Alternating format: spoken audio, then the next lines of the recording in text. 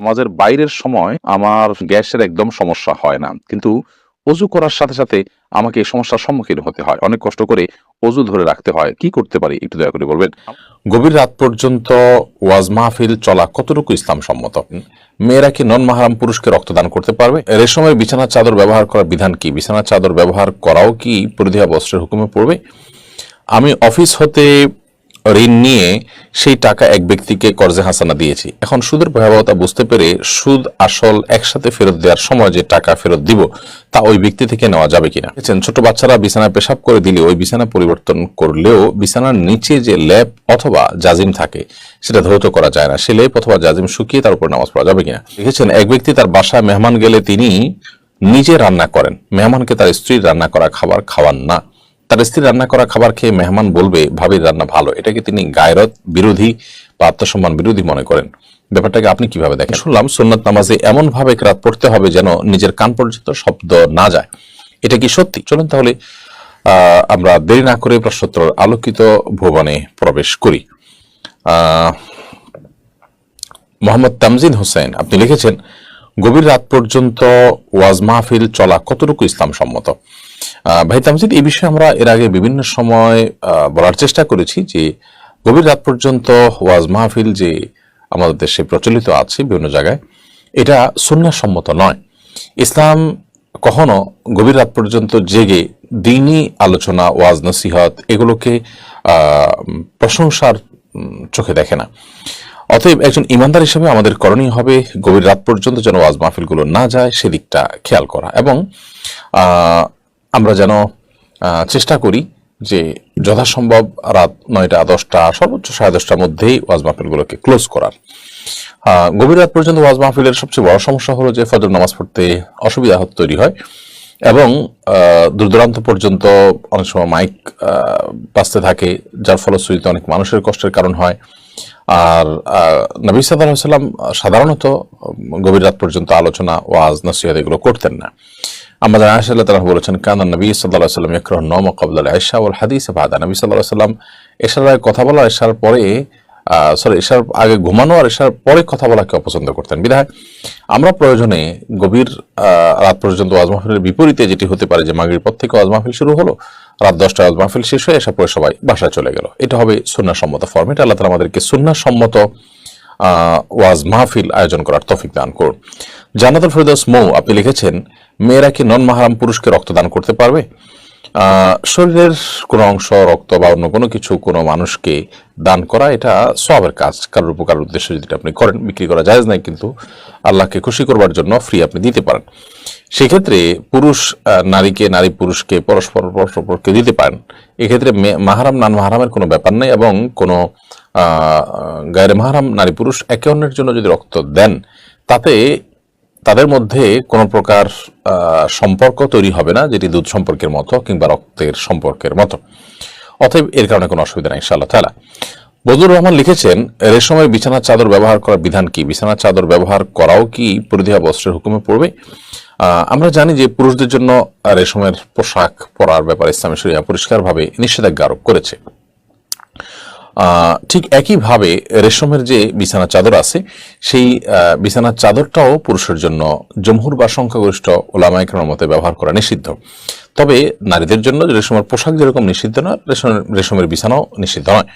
খুব অল্প সংখ্যক কোনো ইমামদের মতে পুরুষদের জন্য পোশাক হিসাবে রেশমকে ব্যবহার করা হারাম হলেও বিছানার চাদর ইত্যাদি এই জাতীয় কোনো কাজে ব্যবহার করা হারাম নয়। তবে সংখ্যাগরিষ্ঠ ইমামদের মত যেটি বলেছে ইমাম আবু ইউসুফ মুহাম্মদ রাহিমাহুল্লাহ, ইমাম শাফিঈ মাযহাব হাম্বল রাহিমাহুল্লাহ সহ অন্য ইমামদের মতে, বেশিরভাগ ইমামদের মতেই এটি পুরুষদের জন্য নাজায়েজ। অতএব পুরুষরা রেশমের পোশাক ব্যবহার করবেন না, এবং মা বোনরা তারা রেশমের পোশাক রেশমের বিছানা চাদর ব্যবহার করবেন না। মা বোনরা বিছানা চাদর, পোশাক সবকিছু ব্যবহার করতে পারবেন।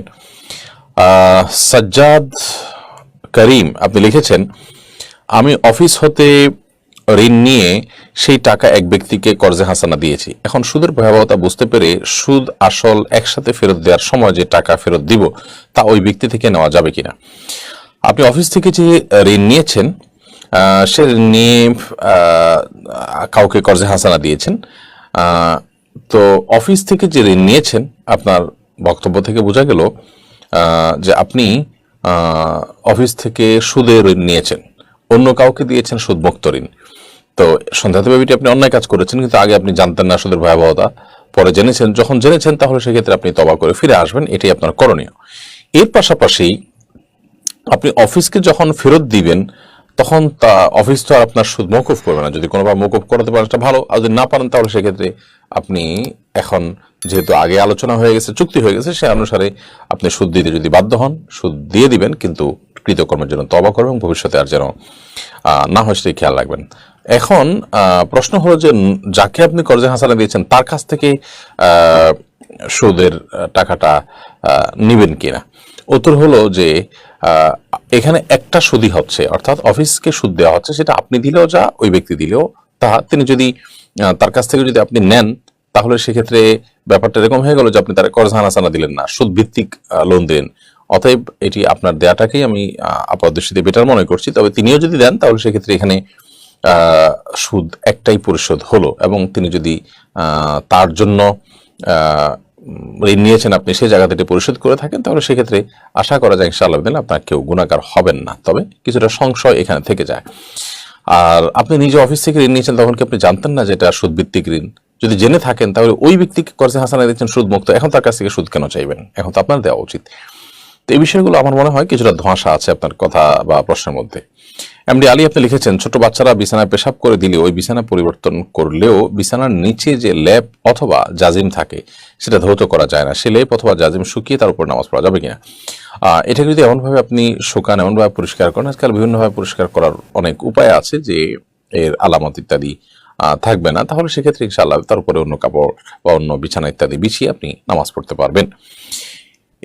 এছাড়া যে সমস্ত জিনিসপত্র, যে সমস্ত আসবাবপত্র সাধারণত ধোয়া, তারপর আপনার সেটাকে কি বলে শুকানো, নিংড়ানো, এই কাজগুলো করা যায় না নর্মালি, সেই সমস্ত আসবাবপত্র বা সে সমস্ত জিনিসপত্র, এগুলোর ক্ষেত্রে ইসলামী শরিয়ার যে সাধারণ দৃষ্টিকোণ সেটি হলো যে সেগুলোকে আমরা আপনার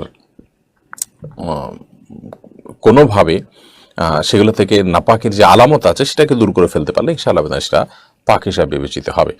ইলিয়াস আহমদ আপনি দেখেছেন, এক ব্যক্তি তার বাসায় মেহমান গেলে তিনি নিজে রান্না করেন, মেহমানকে তার স্ত্রীর রান্না করা খাবার খাওয়ান না। তার স্ত্রীর রান্না করা খাবার খেয়ে মেহমান বলবে ভাবির রান্না ভালো, এটাকে তিনি গায়রত বিরোধী বা আত্মসম্মান বিরোধী মনে করেন। ব্যাপারটাকে আপনি কিভাবে দেখেন? এটাকে আমি বাড়াবাড়ি হিসেবে দেখবো, কারণ সাহাবা ইকরাম, প্রিয় নবী সাল্লাল্লাহু আলাইহি সাল্লাম তাদের সময়কার সকল মেহমানদারিতে এই রেওয়াজই প্রচলিত ছিল যে স্ত্রী রান্না করা খাবারই মেহমানের সামনে পেশ করতেন। তো সাহাবা ইকরামের চাইতে দ্বীনি গায়রত, নবী সাল্লাল্লাহু আলাইহি ওয়াসাল্লামের চাইতে দ্বীনি গায়রত অন্য কারোর মধ্যে খুব বেশি থাকার মানে খুব বেশি থাকার কথা না। তো সেখানে সাহাবা ইকরামের চাইতে গায়রত বেশি আছে এমনটি যদি কেউ মনে করেন, সন্দেহাতীতভাবে তিনি ভুলের মধ্যে আছেন। বিধায় আমি মনে করছি এটা তার বাড়াবাড়ি। কারোর রান্না ভালো হলে মানে তার দিকে মানুষ আকৃষ্ট হবে, এটা খুব দূরবর্তী ব্যাপার। আমার মনে হচ্ছে এটা তিনি অতিরঞ্জন করছেন। এমনি আমির হোসেন আপনি রেখেছেন, নামাজের বাইরের সময় আমার গ্যাসের একদম সমস্যা হয় না, কিন্তু অজু করার সাথে সাথে আমাকে এই সমস্যার সম্মুখীন হতে হয়, অনেক কষ্ট করে অজু ধরে রাখতে হয়, কি করতে পারি একটু দয়া করে বলবেন। আমাদের বাইরের সময় গ্যাসের সমস্যা হয় না, কিন্তু নামাজ দাঁড়ালে শুরু হয়ে যায়। এটা কোনো দুষ্টজিনের উপদ্রব কিনা, ব্ল্যাক ম্যাজিকের কারণে কিনা সেটা আপনার দেখা দরকার, এবং সেটার জন্য আপনি রাকিদের শরণাপন্ন হয়ে ট্রিটমেন্ট করা উচিত। বিশেষ করে কোরআন কারিমে তেলাওয়াত, জিকিরের পরিমাণ বাড়িয়ে দেওয়া উচিত। কিন্তু সালাতের মধ্যে আপনাকে অজু ধরে রাখতেই হবে, কারণ অজু আপনার ছুটে গেলে আবার নতুন করে উজু করে আপনাকে সালাত আদায় করতে হবে।